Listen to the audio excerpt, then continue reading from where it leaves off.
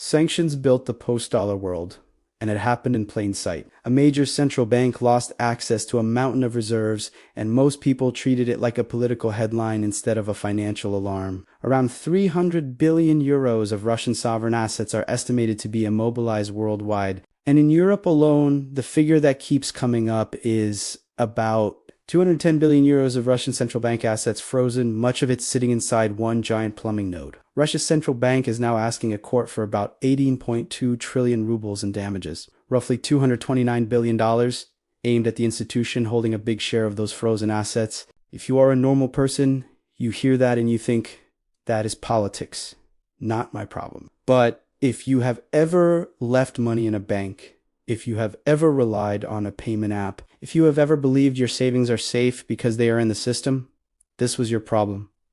Because the message was simple. Access is a feature until it becomes a weapon. You did that. You parked your trust in the biggest vault because it felt safe. You saved time.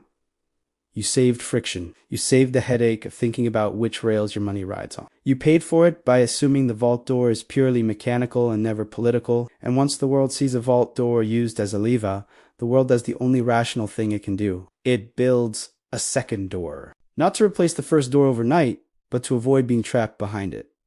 That is the part people miss. They think de-dollarization is a divorce. In reality, it usually starts as redundancy. You do not quit the power grid because you hate it. You buy a generator because you cannot afford the day the power goes out. And the funniest part is the numbers prove it is not a clean break. The dollar is still the center of the system, while the bypasses are growing at the edges. Global foreign exchange reserves are about $13.0 trillion. In the most recent full snapshot, the US dollar is about 56.92% of those reserves. Run that and it becomes real. 56.92% of 13.0 trillion is about $740 trillion. That is not a rumor. That is a parking lot the size of a continent. The euro is about 20.33%, which is about 2.64 trillion. The renminbi is about 1.9%, which is about 0.25 trillion. So when someone says sanctions killed the dollar, the math says the dollar is still the main emergency savings account for the planet. At the same time, the math also says the planet is shopping for spare keys. Because once you freeze hundreds of billions in official reserves, you change what risk means. You are no longer only measuring default risk.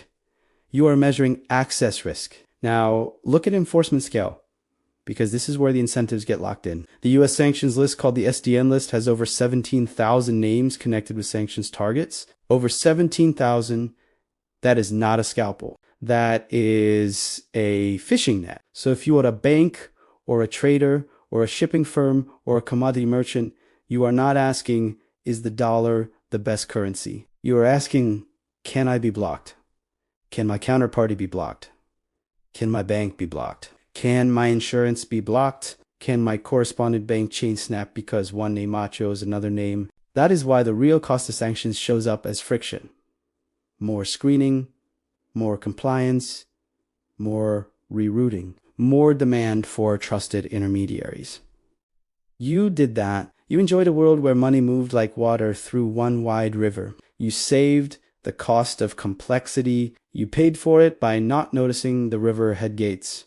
And when gates start closing on real assets, countries and companies start building canals. That is the post-dollar world, not the end of the dollar. A world where the dollar remains the biggest river, but more canals exist, and more trade refuses to touch certain gates when it does not have to. Now here is the twist that makes people angry. Sanctions can strengthen the dollar even while they push the world to build bypasses, because in a crisis, everybody still runs to the deepest pool. The foreign exchange market is the best proof. In April 2025, global FX trading reached about $9.6 trillion per day. Per day.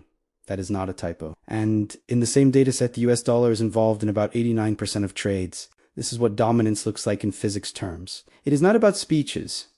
It is about where the volume lives. So the system is doing two things at once. It is reinforcing the center, because the center is still the deepest pool, and it is building alternatives, because the center is also a vulnerability if you can be cut off. If you only understand one side, you will keep getting fooled. If you only see dominance, you will miss the bypasses. If you only see bypasses, you will miss the dominance. Now, bring it down to the street level, because this is where it becomes obvious. When your neighborhood has one bridge, nobody thinks about bridges. When the bridge is closed once, everybody suddenly notices the bridge. The first thing people do is not move the whole city. They find side roads. They build temporary routes. They create detours. Those detours start small and look inefficient. Then one day, you realize the detour became a normal route. That is how trade corridors change. Sanctions are the bridge closure. And the numbers show detours are becoming normal in specific places. On SWIFT, the renminbi is still small in the global picture, around 2.94% of global payments by value in November 2025.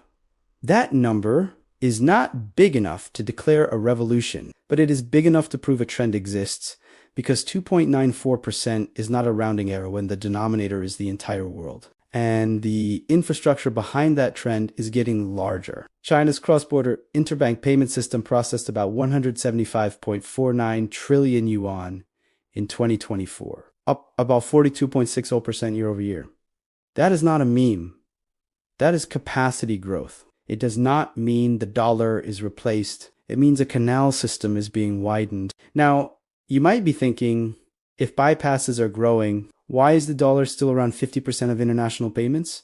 Because the dollar is not just a currency, it is a full stack. It is the dominant collateral language. It is the dominant hedging language.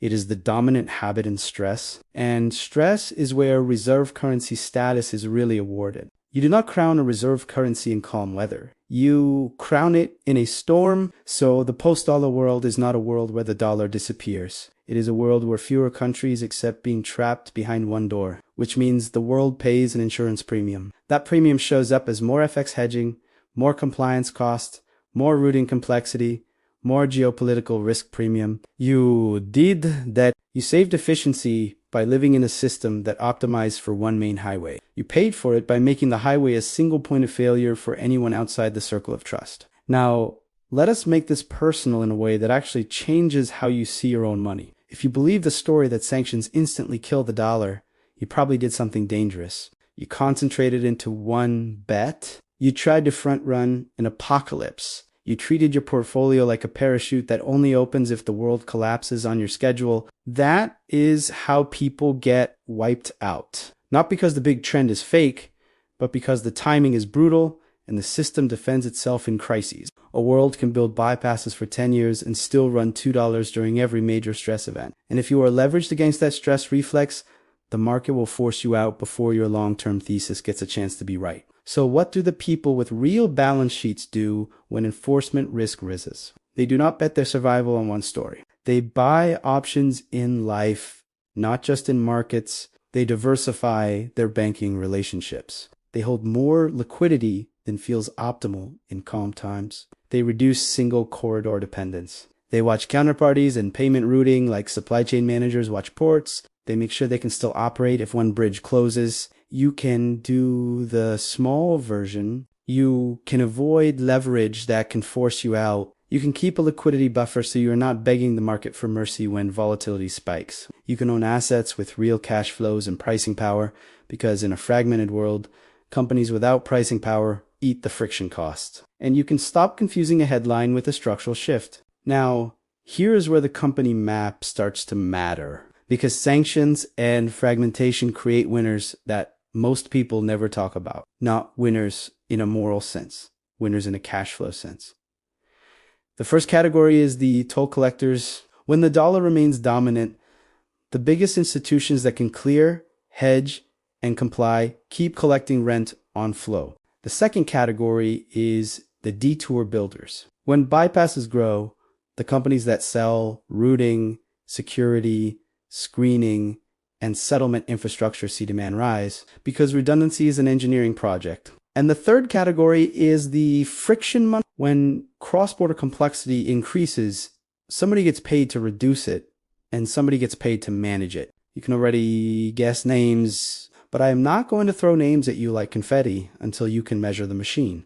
Because if you cannot measure it, names become noise. So in a moment, you are going to get the scoreboard that tells you whether the post-dollar world is accelerating or stalling. You are going to get the two numbers that matter more than 1,000 speeches. And then you are going to get the public company map, the companies that benefit if the dollar stays dominant, the companies that benefit if bypass rails grow, and the companies that get squeezed when the world chooses redundancy over efficiency. If you want that map, like the video, subscribe, and share this with a friend who thinks sanctions ended the dollar and a friend who thinks nothing changed. Because the truth is in the same place for both of them. It is in the flows, the shares, the volumes, and the incentives that move money when nobody is watching. So let us cash out the promise and put the map on the screen in a way that dose and tea depend on opinions. If sanctions are rewiring money, you should see it in three places that can't be faked by speeches. You should see it in reserve behavior, in payments behavior, and in the plumbing volumes that prove whether a bypass is a decorative sidewalk or a real road. Start with reserves, because reserves are where fear sleeps. Global official reserves are about $13.0 trillion. The dollar share is about 56.92%. That means about $7.40 trillion of the world as emergency savings is still parked in dollar assets. The euro share is about 20.33%, about 2.64 trillion.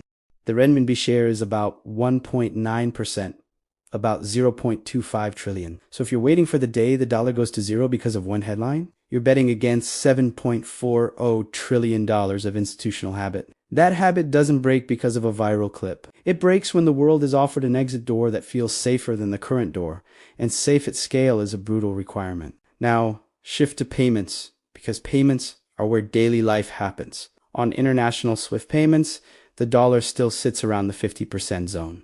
That is the bloodstream. When something holds about half of the bloodstream, you do not replace it in a weekend. You either live with it or you build capillaries around it. And that is exactly what sanctions is, because the moment a country believes access can be turned off, it starts paying for redundancy. Not because redundancy is cheaper, because being trapped is more expensive. Now go to the third place, the one that tells you whether the capillaries are real, volume, capacity, throughput. China's cross-border payment plumbing called CIPS processed about 175.49 trillion yuan in 2024, up about 42.60% year over year.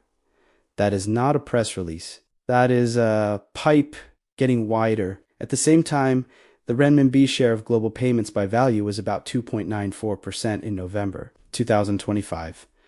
Those two numbers can both be true, and they explain the entire story in one glance. The pipe can grow fast while still being small relative to the main highway. That's what early infrastructure growth looks like. Now, bring in the stress reflex, because this is where the post-dollar world gets misunderstood. Global FX trading hit about $9.6 trillion per day in April 2025. The US dollar is on one side of about 89% of FX trades. Those numbers mean one thing. When panic hits, the world still runs through the dollar intersection because that intersection has the deepest liquidity and the most reliable exit. So sanctions create a world that is simultaneously more dollar-centric in crisis behavior and more bypass-oriented in corridor behavior. You have to hold both truths or you will keep getting emotionally rented by the wrong narrative. Now, let's go back to the event that changed incentives. A reserve freeze in the neighborhood of 300 billion euro. A Europe-held chunk, often cited around 210 billion euros. A lawsuit claim around 18.2 trillion rubles, roughly $229 billion. These numbers are not just big. They are category changing. For a central bank, reserves are not an investment portfolio. Reserves are oxygen. They are what you use to stabilize your currency, fund imports, and survive shocks. So the moment reserves can be immobilized, a new risk premium is born, access risk. And access risk creates predictable behavior. It creates redundancy spending. It creates corridor rerouting. It creates local currency settlement experiments. It creates more gold buying in some cases, more bilateral swap lines in others, more regional payment links, and more emphasis on domestic systems that can keep operating even when the main bridge is closed. Now, the part that matters for you is not the politics. It is the economics of the insurance premium the world is now paying. Because redundancy is never free. It shows up as friction. It shows up as higher costs. And higher costs show up in corporate margins, in trade flows, in inflation, volatility, and in the pricing of risk. Here is how you see that cost in numbers you can feel. Imagine a company doing $10 billion a year in cross-border revenue. If their currency hedging and settlement friction rises by even 0.50% of sales, that is $50 million a year. That is not theory. That is a line item that can erase a chunk of earnings growth. Now scale that logic to a bank processing 10 million payments a day. When a sanctions list has over 17,000 names, screening becomes an industrial process. If only 0.01% of transactions get flagged for manual review, that is 1,000 cases a day. If each case costs $50 of labor and overhead, that is $50,000 a day, about $18.25 million a year, and that is for one bank at one flag rate. Raise the flag rate to 0.10%,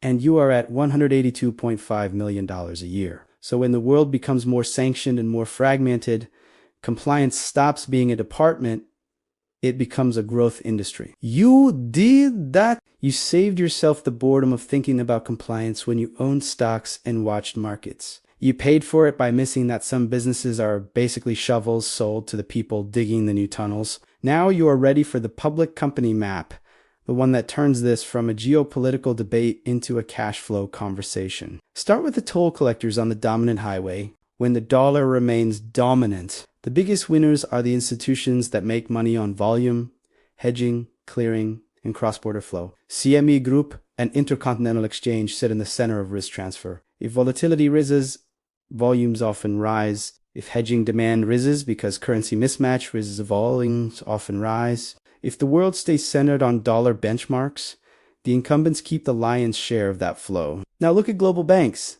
because banks are the plumbing contractors. JP Morgan, Citi, Goldman Sachs, HSBC, Standard, Chartered. In a dollar-dominant world, they benefit from being the trusted nodes that clear, hedge, finance, custody, and comply. But here's the ledger beat most people ignore.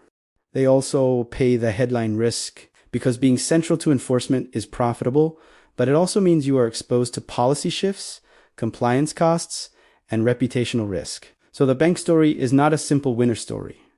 It is a scale story. The biggest players can absorb compliance costs and use them as a moat, while smaller players struggle. If compliance costs rises by $100 million a year, a bank earning $20 billion in net income can absorb it. A smaller institution earning $500 million cannot absorb it the same way. That's how fragmentation creates consolidation pressure. Now look at the data and screening economy. In a world with 17,000 plus sanctioned names, the demand for reference data, entity resolution, and risk analytics becomes non-optional. London Stock Exchange Group, through its data and analytics stack, sits in the business of feeding that machine. S&P Global and Moody's sit in ratings and risk infrastructure. And in a more fragmented world, investors demand more risk pricing, not less. When the world trusts less, it asks for more measurement. That is why the measurement layer can quietly gain importance when geopolitics gets louder. Now look at cybersecurity.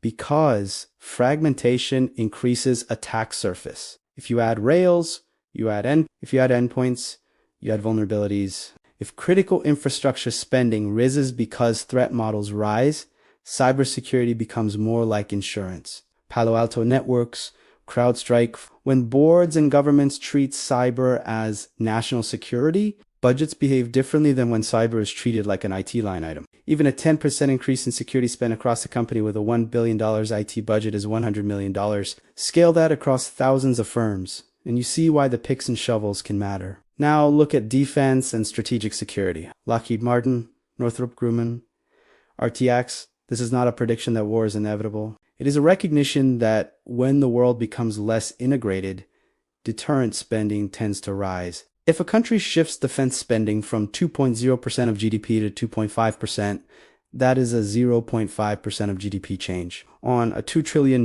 economy, that is $10 billion a year.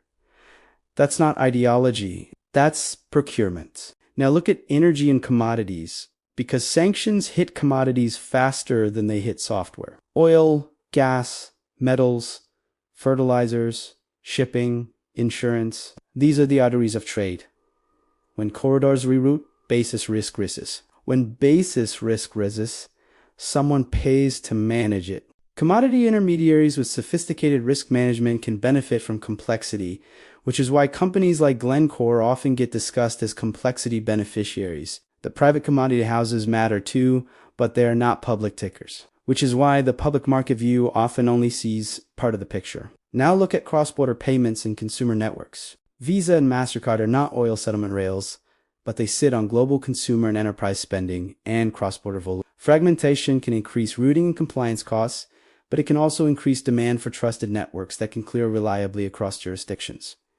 So the effect is mixed. More friction can mean more fees, but also more regulation and more cost. Now look at the parallel rail that divides audiences: crypto rails and stablecoins. This is not a claim that crypto replaces the dollar. It is a claim that stablecoins can function like a digital dollar in places where traditional rails are expensive or restricted. If that grows, the infrastructure gateways matter. Coinbase is one example of a regulated picks and shovels proxy, but it carries its own policy risk and cycle risk. Now you can feel the full map. Sanctions do not create one new king. They create more roads. More roads means more toll booths. More toll booths means more friction. More friction means more demand for hedging, data, compliance, and security. Now let's bring this back to the numbers that decide whether this accelerates. You do not need 50 indicators. You need 4 dials, and you need them to move in the same direction for years. Dial 1 is enforcement scale. The SDN list being over 17,000 names is already a signal. If that number keeps growing quickly, the incentive to build bypasses grows. If that number stabilizes and enforcement intensity declines, the incentive weakens. Dial 2 is payment share. If the dollar stays near 50% of international payments and alternative currencies remain low, single digits, the center holds. If you start seeing alternative shares moving from 3% to 6% to 9% over a multi-year window, the bypasses are becoming highways. Dial 3 is reserve share. If the dollar stays around the high 50s, the parking habit remains dominant. If the dollar drifts meaningfully downward over time while alternatives rise, the parking lot is being diversified. Dial 4 is stress behavior. When the world panics, does it still run $2 or does it stay in the new rails? This is the hardest dial to change because crisis habits are deep. That is why the most realistic outcome is not dollar death.